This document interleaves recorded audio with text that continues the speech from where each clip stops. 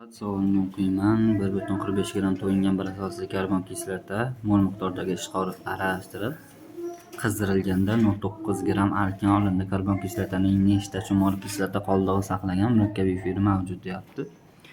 Reaksiyani yozib olsak, 1,45 gramm karbon kislotadan 0,9 gramm arkan olinyapti. Massa vaqtdan ketsa 0,55. Bizda e'tibor bergan bo'lsangiz, bu yerda 45 gramm karboksil guruhi chiqib ketib 1 gramm vodorod bor ekan. Shuni hisobini olamiz, ya'ni 44 grammga farq beraveradi. Topsak, farqdan turib 116 gramm karbon kislota ekan. 116 dan 45 gramm karboksil guruh CnH+1 sohasida o'zi 46 ni ayiramiz, +1 ham borligi uchun 70 gramm bu qoladi. 14 teng 70 ga, n esa bizga 5 ga teng bo'ladi. Bu degani bizda HCOO-S5H9.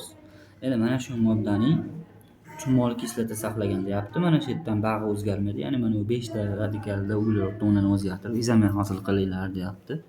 Bu yerda javob 8 ta izomer chiqadi.